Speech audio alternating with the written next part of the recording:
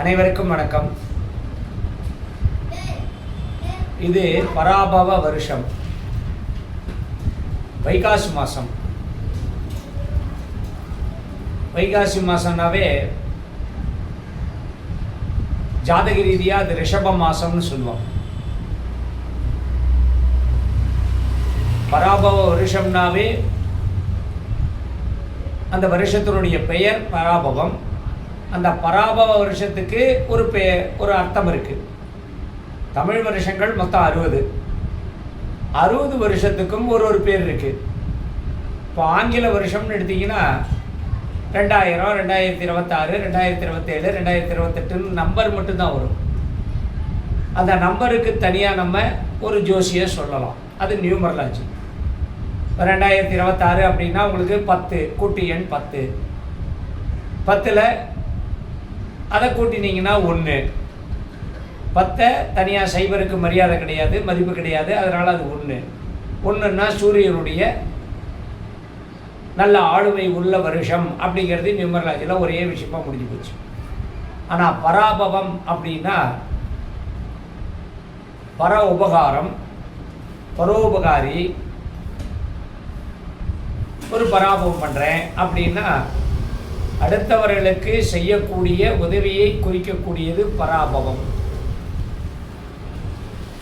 அதனால் இந்த வருஷத்தில் ஒருவருக்கொருவர் உதவியாக இருப்பார்கள் அப்படிங்கிறது உண்மை.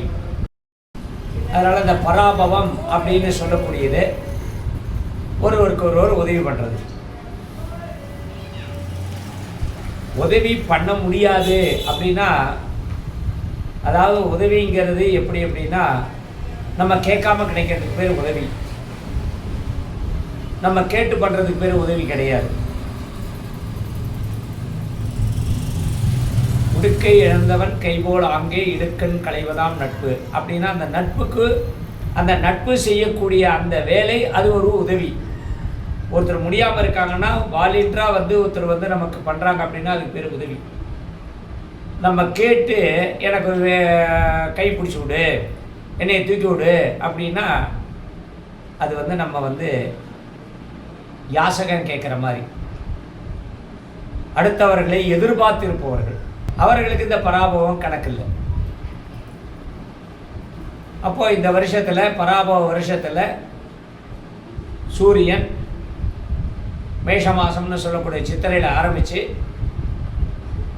மீன மாதம்னு சொல்லக்கூடிய பங்குனி வரை ஒரு மாதத்துலேயும் சூரியன் 30 நாட்கள் இருந்து தன்னுடைய தலையாய கடனை செய்து தலையாய உதவியை செய்கிறார். அந்த வகையில் இது வைகாசி மாதம், ரிஷப மாதம்.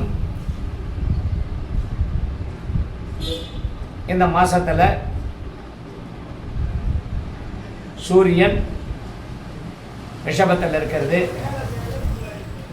குரு மிதுனத்தில் இருந்து இந்த மாதத்தினுடைய நடுப்பகுதியில் குரு பெயர்ச்சியானது சரியாக நடக்கிறது. அப்போ குரு பெயர்ச்சி வருது. குருவோட புதன் இருக்கிறது, குருவோட சுக்கிரன் சேர்றது, அதாவது கிரக நிலை. சந்திரன் இந்த மாதத்தை ஆரம்பிக்கிறது மேஷராசிலேருந்து ஆரம்பிக்கிறார். செவ்வாய் மேஷத்திலேயே இருக்கார். புதன் சூரியனோட ரிஷபத்திலையும் மிதுனத்திலையும், குரு மிதுனத்திலையும் கடகத்திலையும், சுக்கிரன் மிதுனத்திலையும் கடகத்திலையும், சனி பகவான் மீனத்தில், ராகு கும்பத்தில், கேது சிம்மத்தில்.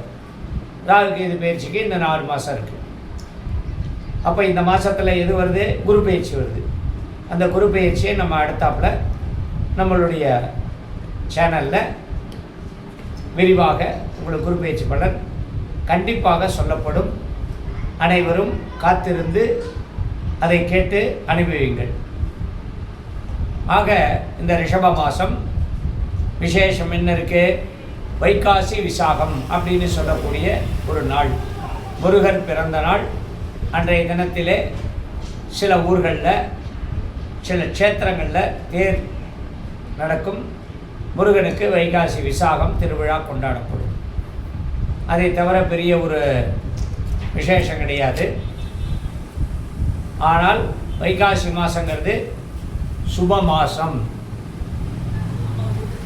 வீடு கிரகப்பிரவேசம் பண்ணுறது, திருமணம் நிச்சயம் பண்ணுறது, திருமண பேச்சுவார்த்தை நடத்துவதற்கு எல்லாத்துக்கும் இந்த மாதம் ரொம்ப விசேஷமான மாதம். 4/5/2026, அதாவது சித்திரை மாதம் கடைசியிலிருந்து வைகாசி மாதம் 15 தேதி வரைக்கும் அக்னி நட்சத்திர காலம். இந்த அக்னி நட்சத்திர காலங்கிறது சில பேர் அதை பாரம்பரியமாக அதில் எல்லா காரியங்களும் செய்வாங்க. சில நபர்கள் அக்னி நட்சத்திரம்னு சொல்லி ஒதுக்கி வைக்கலாம். இதெல்லாம் அவர்களுடைய சம்பிரதாயப்படி அவர்களுடைய முறைப்படி செய்யக்கூடியது. அதனால் இதுக்கும் சாத்திரத்துக்கு சம்பந்தம் கிடையாது. அக்னி நட்சத்திரத்தில் தாராளமாக குடி போகலாம், பால் காய்ச்சலாம், வீடு மனை நிலம் வாங்கலாம். சில ராசிகள், சில நட்சத்திரங்கள். மற்றபடி குழந்தை பிறக்கிறது, குழந்தை பிறந்த புண்ணியாஜனம் பண்ணுறது, இந்த திரட்டி குழந்தைகள், பெண் குழந்தைகள் பெரிய மனுஷியாகி திரட்டி பண்ணுறது,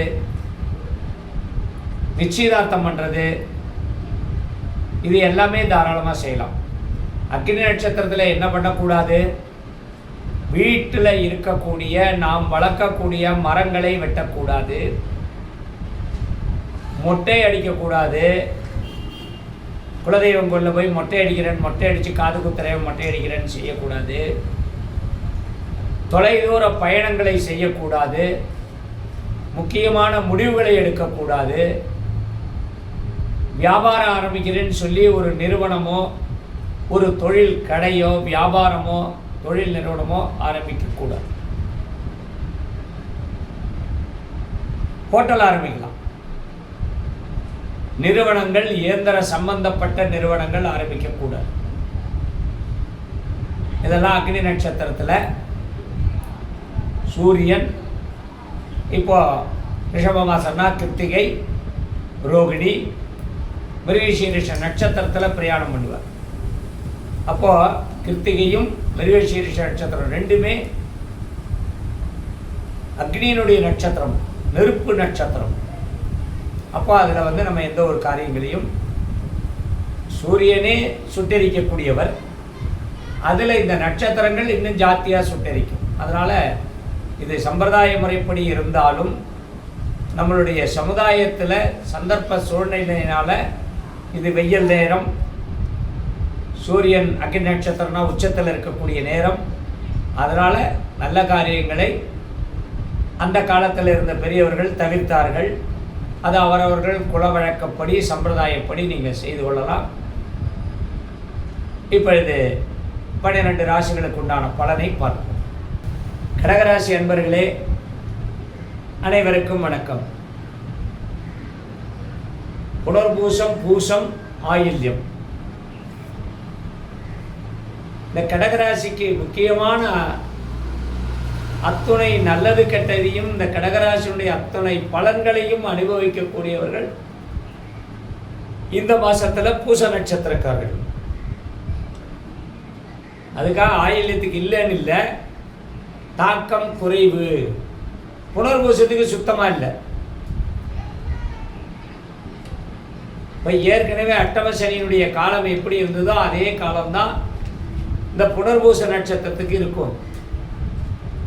பூச நட்சத்திரக்காரர்கள் தான் அது முக்கியமாக விடுபட்டு போச்சுன்னு அர்த்தம் நம்ம கணக்கு வச்சுக்கணும். ஏன்னா அவங்க சனியினுடைய நட்சத்திரத்தில் பிறந்தவர்கள். அதனால் சனி பகவான் தன்னுடைய சொந்த நட்சத்திரக்காரருக்கு கொஞ்சம் ரிலீஸை கொடுத்துட்றாரு, மூச்சு விட டைம் கொடுத்துட்றாரு. அதனால் படிக்கக்கூடிய மாணவர்கள் படிப்பில் கவனத்தைங்கிறது அப்படியே விட்டுருவாங்க. மேல் படிப்பா தேவையில்லை, திரும்ப இன்னும் 3வது வருஷம் படிக்கணுமா தேவையில்லை, நம்ம படிக்காமையே மேதை ஆகிடலாமே.